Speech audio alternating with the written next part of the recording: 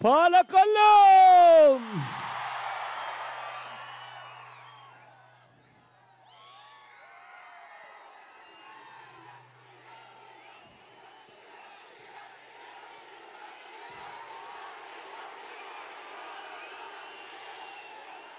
మండుతున్న ఎండలు, ఎండాకాలం మిట్ట మధ్యాహ్నంగా వస్తూ ఉంది. అయినా కూడా ఇవేవి కూడా లెక్క చేయడం లేదు. చిక్కటి చిరునవ్వులతోనే ఆప్యాయతలు చూపిస్తూ ఉన్నారు, ప్రేమానురాగాలు పంచిపెడతా ఉన్నారు, ఆత్మీయతలను చూపిస్తూ ఉన్నారు. మీ అందరి ఆప్యాయతలకు, మీ అందరి ప్రేమానురాగాలకు, మీ అందరి ఆత్మీయతలకు, ప్రతి అక్కకు,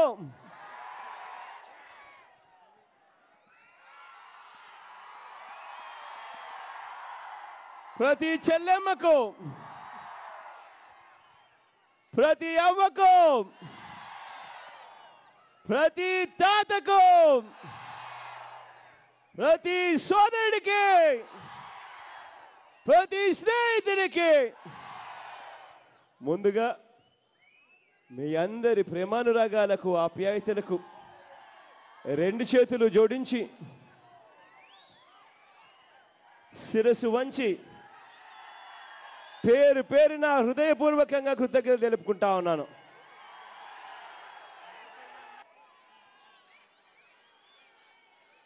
నా పాదయాత్ర ఆ 3648 కిలోమీటర్లు సాగిన ఆ యాత్ర ఈ పాలకొల్లు నియోజకవర్గం గుండా కూడా సాగింది. ఆ రోజు మీరు చెప్పిన ఆ మాటలు నాకు ఇంకా గుర్తున్నాయి. ఆ బాధలు నేను చూశాను, ఆ కష్టాలు నేను విన్నాను. మీరు చెప్పిన ప్రతి మాట నాకు ఇవాళటికి కూడా గుర్తున్నాయి. ఆ రోజు మీరు చెబుతూ అన్న మాటలు, పక్కనే గోదావరి, పక్కన గోదావరి కనిపిస్తున్నా కూడా రెండో పంటకు నీళ్ళందని పరిస్థితి.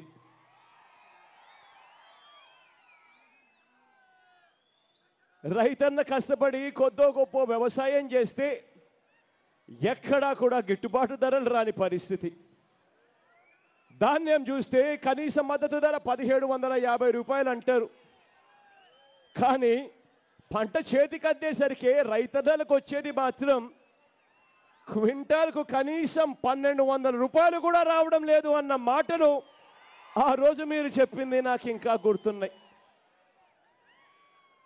పామాయిల్ పంట, పొగాకు పంట ఈ జిల్లాలో రెండు కూడా ఎక్కువే. పొగాకుకు సంబంధించి ప్రతి సంవత్సరం రేటు పడిపోతూ ఉంది అని ఆక్షన్ జరిగేటప్పుడు ప్రతి సంవత్సరం జగన్ అనే వ్యక్తి రావాలి, ఆ ఆక్షన్ దగ్గర ధర్నా చేయాలి, ఆ తర్వాతే కాస్తో కూస్తో రేట్లు పడికే పరిస్థితి గురించి ఆ రోజు మీరు చెప్పిన మాటలు విన్నా. పామాయిల్ పంట గురించి కూడా చెప్పారు. అన్నా పక్కనే తెలంగాణ బార్డర్, పక్కన తెలంగాణ బార్డర్లో ఉన్న వాటికి ఒక రేట్ వస్తుంది పామాయిల్ పంటకు, ఇదే వెస్ట్ గోదావరిలో పండించే పామాయిల్ పంటకు వేరే రకమైన రేట్ ఇస్తా ఉన్నారన్నా. పక్కన తెలంగాణ కన్నా 1000 రూపాయలు తక్కువ దొరుకుతా ఉందన్నా అని చెప్పి ఆ రోజు రైతన్నన్న మాట నాకు ఇవాళకి కూడా గుర్తున్నాయి.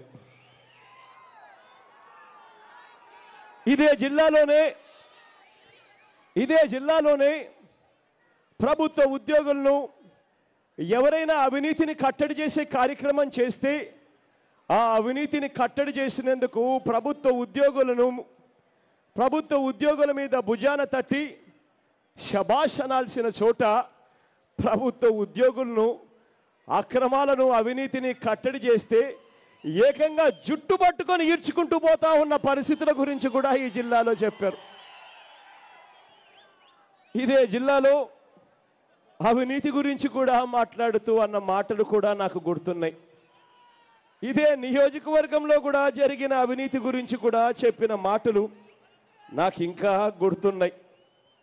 నాన్నగారి హయాంలో డెల్టా కాలువల ఆధునీకరణ నాన్నగారి హయాంలో మొదలుపెట్టిన కార్యక్రమం నత్త నడకన సాగుతా ఉంది అని చెప్పి అన్న మాటలు కూడా నాకు ఇవాళకి గుర్తున్నాయి.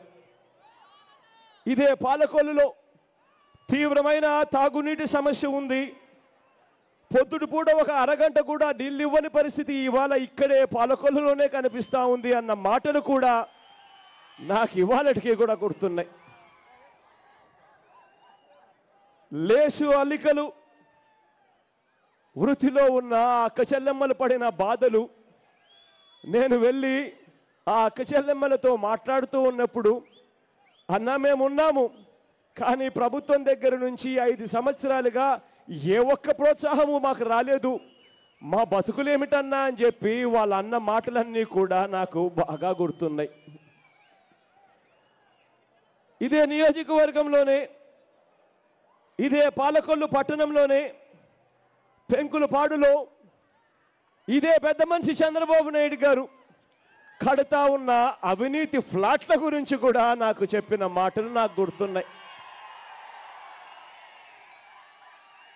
ఇదే పెంకులపాడులో ఈ భూమి అప్పట్లో ఆ దివంగత నేత ప్రీతమ నాయకుడు రాజశేఖర రెడ్డి గారు నాన్నగారి హయాంలో నాన్నగారు ముఖ్యమంత్రిగా ఉన్నప్పుడు పేదల కోసం పేదలకు ఇల్లులకు ఇవ్వాలి అన్న ఉద్దేశంతో నాన్నగారు ఆ భూమిని కొన్నారు. దాని తర్వాత ఇదే పెద్ద మనిషి చంద్రబాబు నాయుడు గారు అదే భూమిలో ఏకంగా ప్రజల జీవితాలతో చెలగాటమాడుతూ అక్కడ కూడా అవినీతిని చేస్తూ ఫ్లాట్లు కడతా ఉన్న వైఖరి గురించి ప్రజలు చెప్పారు.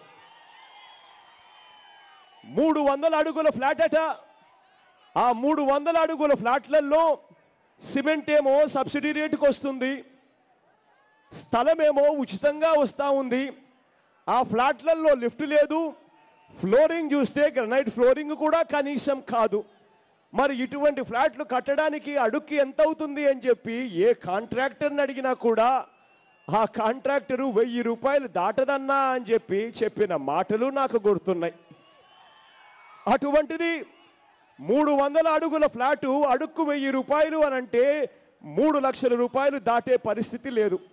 అటువంటి 3 లక్షలు దాటని ఫ్లాటును ఏకంగా చంద్రబాబు నాయుడు గారు పేదవాడికి అమ్మే రేటు అక్షరాల అడుక్కు 2000 చొప్పున 300 అడుగులకు అక్షరాల 6 లక్షల రూపాయలకు అమ్ముతా ఉన్న పరిస్థితి గురించి కూడా చెప్పారు.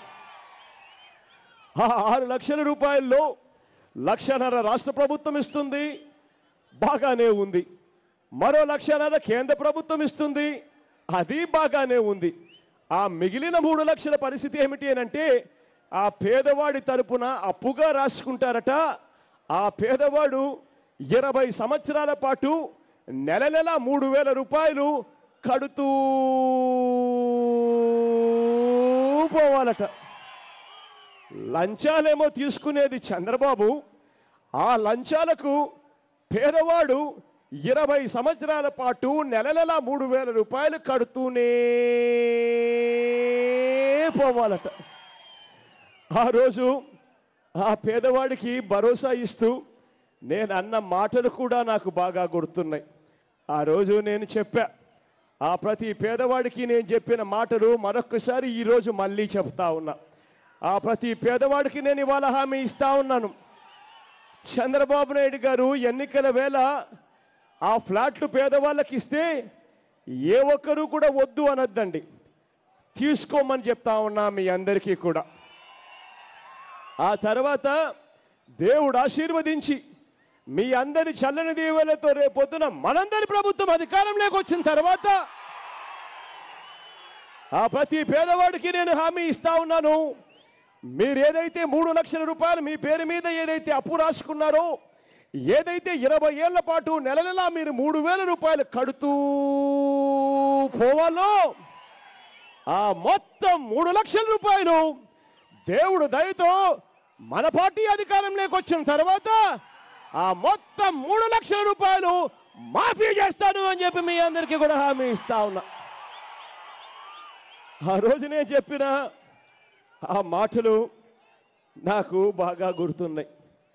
ఇదే పట్టణంలో డంపింగ్ యార్డ్ కనిపిస్తుంది, వార్డుల మధ్యలోనే డంపింగ్ యార్డు. ఆ రోజు పాదయాత్ర సందర్భంగా కూడా అన్న, డంపింగ్ యార్డ్ పక్కనే ఉంది, వార్డుల మధ్యలోనే ఉంది, ఊరు మధ్యలోనే ఉంది, ఇటువంటి పరిస్థితిలో ప్రజలకు ఆరోగ్యాలు బాగుంటాయా అని చెప్పి అడిగిన ప్రశ్నలు, నేను అడుగుతూ ఈ ప్రభుత్వాన్ని ప్రశ్నిస్తున్న ప్రశ్నలు కూడా నాకు బాగా గుర్తున్నాయి.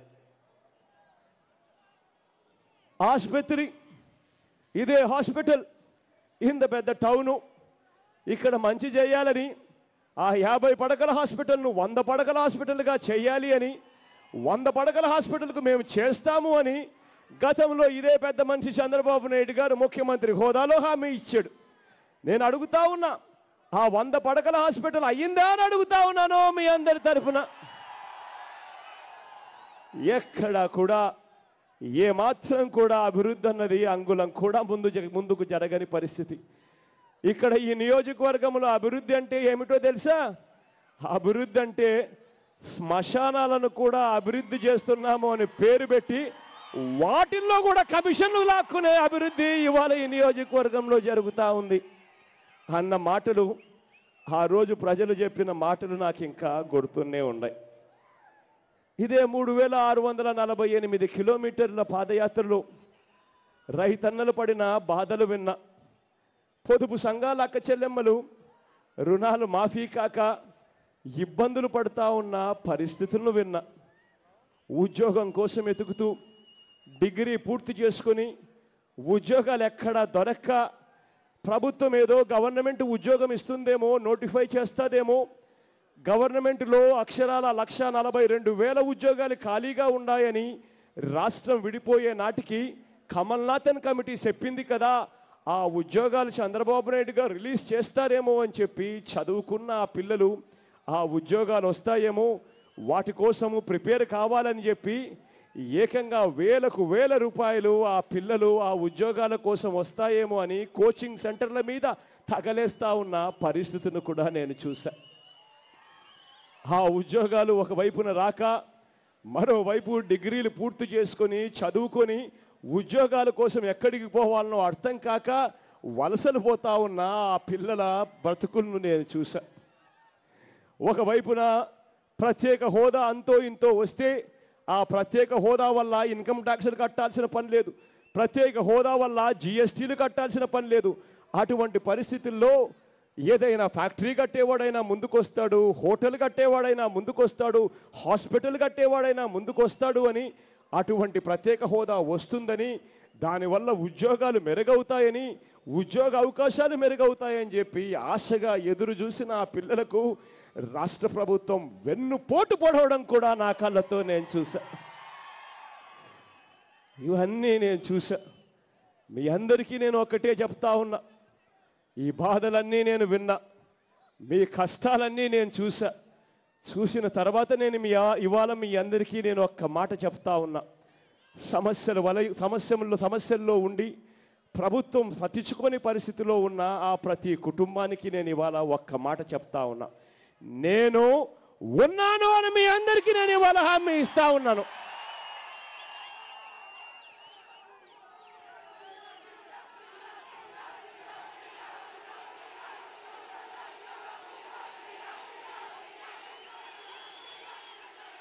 ఈ రాష్ట్రంలో ఈ 5 సంవత్సరాల పరిపాలన మీరు చూశారు. కుట్రలు సాగుతూ ఉన్నాయి, అబద్ధాలు జరుగుతూ ఉన్నాయి, మోసాలు చేస్తూ ఉన్నారు. ఏ మాత్రం కూడా ఏ ఒక్కరికి కూడా ఇంచు బై ఇంచుమించైనా కూడా కనీసం అన్యాయం చేస్తున్నామన్న భావన కూడా లేకుండా మోసాలు జరుగుతూ ఉన్నాయి. 3600 కిలోమీటర్లు నా పాదయాత్రలో నన్ను మీరు చూశారు. 14 నెలల పాటు సాగింది ఆ పాదయాత్ర. ప్రతిరోజు నేను మీ అందరితోనే మమేకమయ్యాను. నా గురించి నేను ఎలాంటి వాణ్ణి అని చెప్పి మీ అందరికీ కూడా తెలిసిన పరిస్థితులే. కానీ ఇవాళ ఎన్నికలు వచ్చేసరికి చంద్రబాబు నాయుడు గారు మాటలు మాట్లాడుతూ ఉన్నప్పుడు, చంద్రబాబు నాయుడు గారు చేస్తూ ఉన్న కుట్రలు చూసినప్పుడు నిజంగా బాధ అనిపిస్తుంది. ఎందుకనంటే 10 సంవత్సరాలు నన్ను మీరు రాజకీయాల్లో చూశారు. ఈ 10 సంవత్సరాలలో నేను ఎవరికి ఎక్కడ ఏమి కష్టం వచ్చినా కూడా అక్కడ ఉన్నది ఎవరు అని అంటే ఖచ్చితంగా జగన్ అనే వ్యక్తి ఖచ్చితంగా అక్కడ ఉన్నాడు. కానీ నాకు కలిగిన ప్రతి కష్టము చంద్రబాబు నాయుడు గారికి ఎల్లో మీడియాకు, చంద్రబాబు నాయుడు గారి ఎల్లో మీడియాకు ఎంతో ఆనందాన్ని ఇచ్చింది. ఈ 10 సంవత్సరాల్లో అది కూడా మీరంతా కూడా చూశారు. జగన్కి ఏదైనా కష్టం వస్తే అందరికన్నా సంబరపడేది ఎవడో తెలుసా? చంద్రబాబు నాయుడు గారు మొట్టమొదట, ఆ తర్వాత ఎల్లో మీడియా దానికి అంతకన్నా ఇంకా ఎక్కువగా సంబరాలు చూపిస్తుంది. చివరకు మా చిన్నాన్న గారిని హత్యను కూడా ఒక పండుగ చేసుకున్నారు. రాజకీయాలు, మీడియా దిగజారిన పరిస్థితులు కూడా మీరంతా కూడా చూశారు. ఒక విషయం గురించి ఇవాళ నేను మీ అందరికీ కూడా చెప్తా. ఎందుకు ఈ విషయం చెప్తా ఉన్నాను అని అంటే, ఇక్కడ చంద్రబాబు నాయుడు గారి పార్ట్నర్ ఒక యాక్టర్.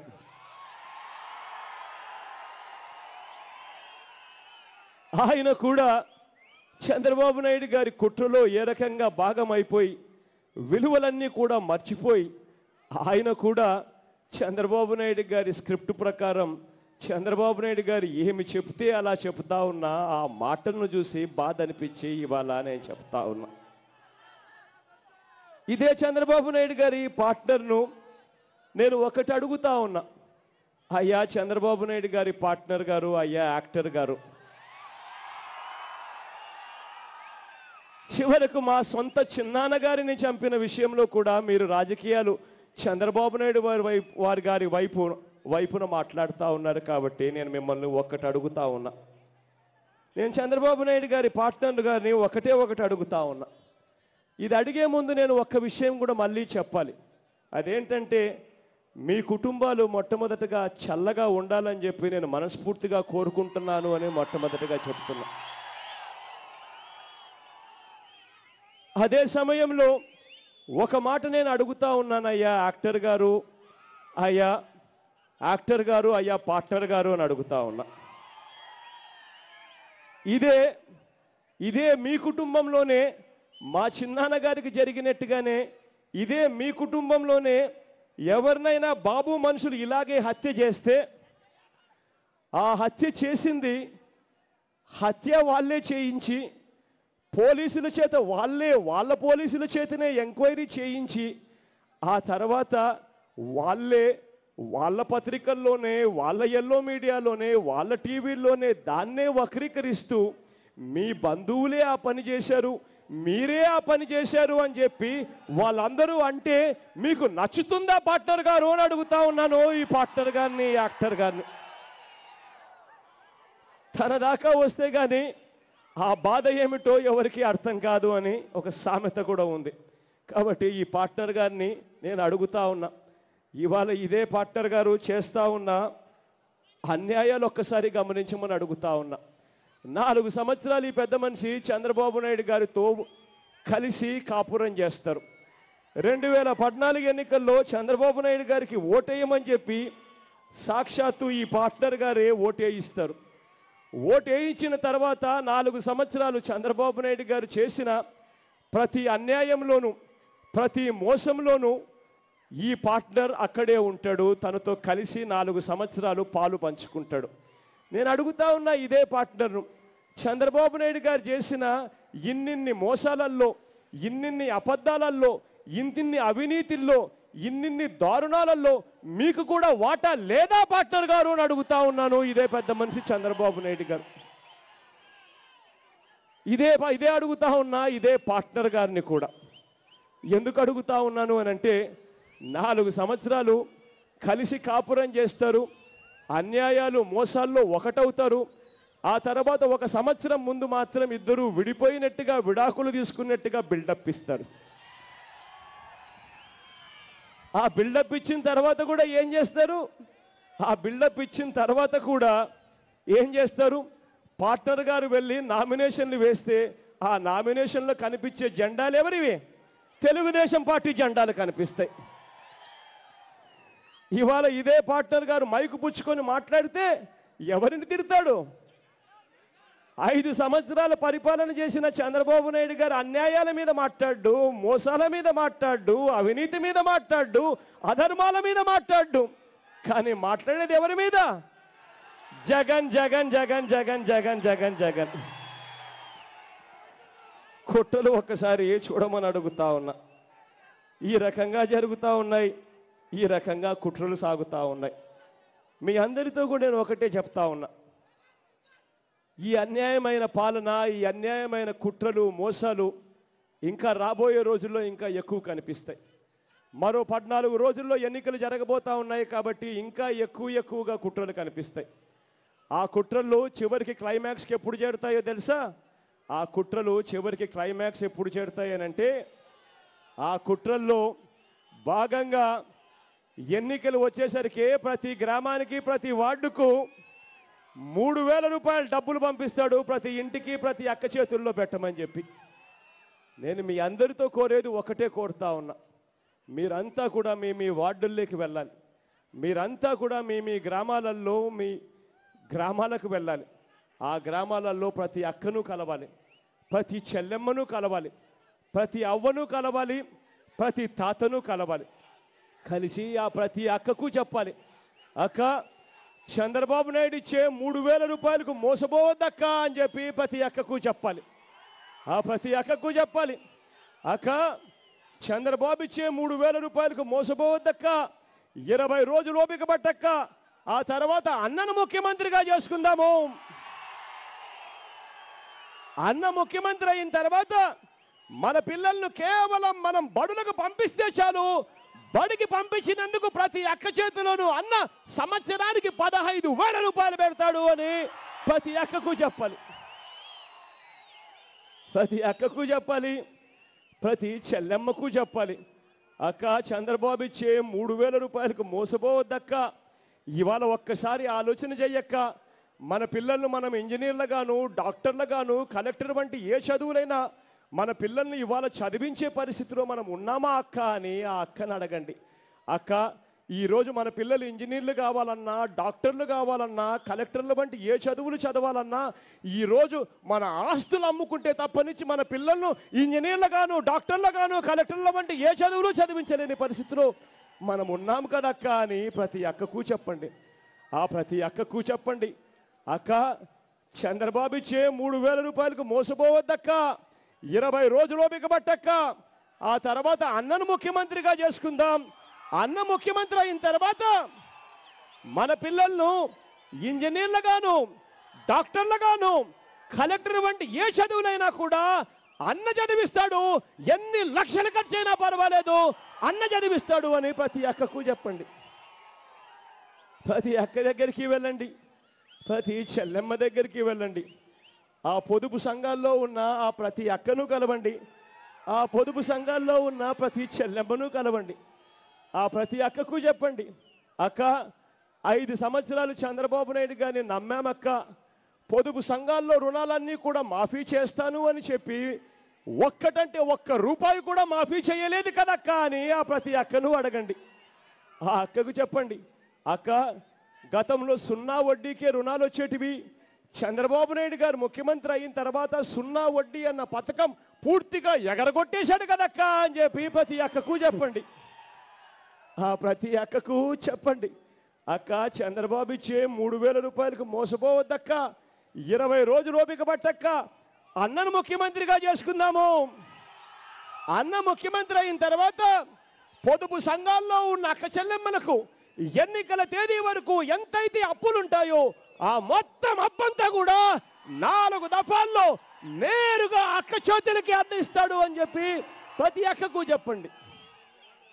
అంతేకాదు ఆ ప్రతి అక్కకు చెప్పండి, అక్క అక్క మీ అప్పులన్నీ మొత్తం 4 దఫాలుగా నేరుగా మీ చేతికే ఇవ్వడం కాదక్క, అదొక్కటే కాదక్క, మళ్ళీ బ్యాంకుల దగ్గర నుంచి రుణాలు వస్తాయక్క, మళ్ళీ బ్యాంకుల దగ్గర నుంచి 0 వడ్డీకే రుణాలు వచ్చే రోజు మళ్ళీ జగనన్నతోనే సాధ్యమక్క అని చెప్పి ప్రతి అక్కకు చెప్పండి. ఆ ప్రతి అక్కకు చెప్పండి, అక్క గతంలో ప్రతి అక్కను చెల్లెమ్మను లక్షాధికారిని చెయ్యాలి అని చెప్పి ఆ దివంగత నేత ప్రీతమ నాయకుడు రాజశేఖర రెడ్డి గారి రాజన్న రాజ్యం చూశాము. మళ్ళీ అది జగనన్నతోనే సాధ్యమవుతుంది అని ప్రతి అక్కకు చెప్పండి. ఆ ఎస్సీలుగా ఉంటూ, ఆ ఎస్టీలుగా ఉంటూ, ఆ బీసీలుగా ఉంటూ, ఆ మైనారిటీలుగా ఉంటూ పేదరికంలో అలమటిస్తూ ఉన్న ఆ 45 సంవత్సరాల నుంచి 60 సంవత్సరాల వయసులో ఉన్న ఆ ప్రతి అక్క దగ్గరికి వెళ్ళి చెప్పండి, అక్క చంద్రబాబు ఇచ్చే 3,000 రూపాయలకు మోసపోవద్దక్క, 20 రోజులు ఓపిక పట్టక్క, అన్నను ముఖ్యమంత్రిగా చేసుకుందామక్క, ఆ తర్వాత అన్న వైఎస్ఆర్ చేయూత అన్న పథకాన్ని తీసుకొస్తా ఉన్నాడక్క. అక్క 20 రోజులు ఓపిక పట్టక్క, ప్రతి అక్క చేతిలోనూ అన్న వైఎస్ఆర్ చేయూత అన్న పథకం ద్వారా ప్రతి అక్క చేతిలోనూ అన్న 75,000 రూపాయలు పెడతాడు దఫాలుగా అని చెప్పి ప్రతి అక్కకు చెప్పండి, ప్రతి చెల్లెమ్మకు చెప్పండి. రైతన్నలుగా ఉన్న ప్రతి అన్న దగ్గరికి వెళ్ళండి, వెళ్ళి ఆ ప్రతి అన్నకు చెప్పండి, అన్న చంద్రబాబు ఇచ్చే 3,000 రూపాయలకు మోసపోవద్దన్నా. ఎన్నికలప్పుడు చంద్రబాబు నాయుడు గారు రుణాలు మాఫీ చేస్తాను అని అన్నాడు. ఆయన చేసిన రుణమాఫీ అన్న పథకం చివరికి కనీసం వడ్డీలకు కూడా సరిపోని విధంగా చేశాడు అన్న సంగతి మర్చిపోవద్దన్నా అని చెప్పి ప్రతి రైతన్నకు చెప్పండి. ఈ 5 సంవత్సరాలలో ఏ పంటకు గిట్టుబాటు ధరలు రాక రైతన్నలు ఇవాళ ఆత్మహత్యలు చేసుకుంటా ఉన్న పరిస్థితులు ఉన్నాయి కదన్నా అని చెప్పి ప్రతి రైతన్నకు చెప్పండి. ఆ ప్రతి రైతన్నకు చెప్పండి, అన్న చంద్రబాబు ఇచ్చే 3,000 రూపాయలకు మోసపోవద్దన్నా, 20 రోజులు ఓపిక పట్టన్నా, ఆ తర్వాత అన్నను ముఖ్యమంత్రిగా చేసుకుందాము. అన్న ముఖ్యమంత్రి అయిన తర్వాత ప్రతి రైతన్నకు పెట్టుబడి కోసం మే మాసం వచ్చేసరికి ప్రతి రైతన్న చేతిలోనూ అన్న 12,500 రూపాయలు పెట్టుబడి కోసం పెడతాడు ప్రతి సంవత్సరము. అక్షరాల పెట్టుబడి కోసం 50,000 రూపాయలు ఇస్తాడు అన్న. మీ బ్యాంకు అప్పులతో సంబంధం లేకుండా మీ ప్రతి చేతిలోనూ ఆ డబ్బు పెడతాడు అన్న అని చెప్పి ప్రతి రైతన్నకు చెప్పండి అని అడుగుతా ఉన్నా. అంతేకాదు ఆ ప్రతి రైతన్నకు చెప్పండి, అన్న గిట్టుబాటు ధరలు ఇప్పించడమే కాదు, గిట్టుబాటు ధరలకు అన్న గ్యారంటీ కూడా ఇస్తాడు అని చెప్పి ప్రతి రైతన్నకు చెప్పండి. ప్రతి అవ్వ దగ్గరికి వెళ్ళండి, ప్రతి తాత దగ్గరికి వెళ్ళండి, వెళ్ళి ఆ అవ్వను తాతను ఒక్క మాట అడగండి, అవ్వా ఈరోజు ఎన్నికలు వచ్చాయవ్వా, అవ్వా ఈ రోజు నుంచి 2 నెలల ముందుకు పడినవ్వా, 2 నెలల ముందు మీకు ఈ ప్రభుత్వంలో పెన్షన్ ఎంత ఇచ్చేవారవ్వా అని చెప్పి ఆ అవ్వను అడగండి. ఆ అవ్వ మీతో అంటుంది, ఇలా ఇచ్చేవాళ్ళు కాదు నాన్న అంటుంది, లేకపోతే ఇలా 1000 రూపాయలు ఇచ్చేవాళ్ళు అని చెప్పి ఇలా చెయ్యి చూపిస్తుంది. అప్పుడు ఆ అవ్వను ఒక్క మాట అడగండి, అవ్వ ఎన్నికలే రాకపోయింటే, జగనన్నే 2,000 ఇస్తాను అని చెప్పకపోయింటే ఈ చంద్రబాబు 2,000 రూపాయలు ఇచ్చేవాడేనా అవ్వా అని ప్రతి అవ్వను అడగండి.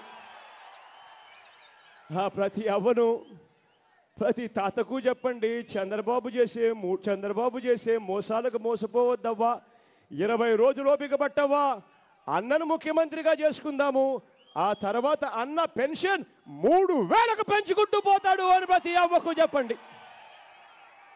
నవరత్నాల్లోని ప్రతి అంశము ప్రతి ఇంటికి చేరాలి, ప్రతి అక్క దగ్గరికి వెళ్ళాలి, ప్రతి చెల్లెమ్మ దగ్గరికి వెళ్ళాలి, ప్రతి అవ్వ దగ్గరికి వెళ్ళాలి, ప్రతి తాత దగ్గరికి వెళ్ళాలి. నవరత్నాలతో మంచి జరుగుతుందని సంపూర్ణంగా నేను నమ్ముతా ఉన్నాను. ఆ మంచిని ఖచ్చితంగా చేస్తానని మరొక్కసారి మీ అందరికీ మాటిస్తా ఉన్నానని చెప్పి ఖచ్చితంగా చెప్తా ఉన్నా. ఇవాళ వైఎస్ఆర్ కాంగ్రెస్ పార్టీ తరఫున బాబ్జీ అన్న నిలబడతా ఉన్నాడు. మీ అందరికీ తెలిసిన వ్యక్తి, సౌమ్యుడు, మంచివాడు. మీ అందరి చల్లని దీవెనలు, మీ అందరి చల్లని ఆశీస్సులు బాబ్జీ అన్నపై ఉంచవలసిందిగా సవినయంగా కోరుతా ఉన్నాను. అదే రకంగా నా కుడి వైపున ఎంపీ అభ్యర్థిగా రగన నిల్చుంటున్నాడు. తాను కూడా మంచి చేస్తాడు, మంచివాడు అని నేను సంపూర్ణంగా నమ్ముతా ఉన్నాను. మీ అందరి చల్లని దీవెనలు, చల్లని ఆశీస్సులు రగన్నపై కూడా ఉంచవలసిందిగా సవినయంగా చేతులు జోడించి పేరు పేరున ప్రార్థిస్తా ఉన్నాను. ఇక మన పార్టీ గుర్తు తెలియని వాళ్ళు ఎవరైనా ఉంటే ఒక్కసారి నేను గుర్తు గురించి చూపిస్తాను, దయ ఉంచి గుర్తు చూడవలసిందిగా ప్రార్థిస్తా ఉన్నాను. అక్క మన గుర్తక్క, ఫ్యాన్ అక్క, ఫ్యాన్ అక్క, ఫ్యాన్ అమ్మ, ఫ్యాన్ అన్న, ఫ్యాన్ అమ్మ, ఫ్యాన్ అన్న, ఫ్యాన్ అక్క, ఫ్యాన్ అన్న అక్క, ఫ్యాన్ అక్క, ఫ్యాన్ అన్న, మన గుర్తు ఫ్యాన్ అన్న, ఫ్యాన్ అన్న, ఫ్యాన్ అక్క, ఫ్యాన్ అమ్మ, ఫ్యాన్ అన్న, మన గుర్తు ఫ్యాన్ అవ్వా. మండుతున్న ఈ ఎండను ఏమాత్రం ఖాతరు చేయకుండా చెరగని చిరునవ్వులతోనే ఆప్యాయతను చూపించినందుకు మరొకసారి మీ అందరికీ పేరు పేరున హృదయపూర్వకంగా కృతజ్ఞత తెలుపుకుంటూ సెలవు తీసుకుంటా ఉన్నాను.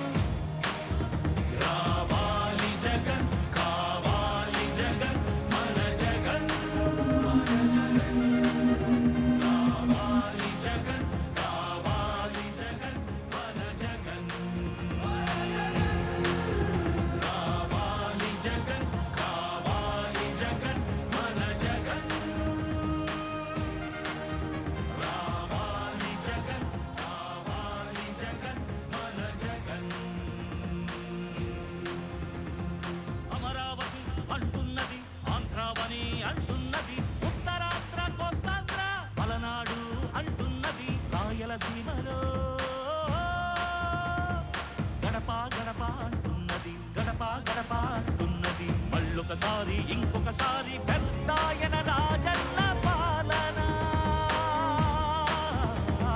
కన్నుల ముందుకు రావాలంటే, కన్నుల పండుగ కావాలంటే, ప్రజల గుండెలో ప్రతిధ్వనించే ప్రత్యేక హోదా ఇవ్వాలంటే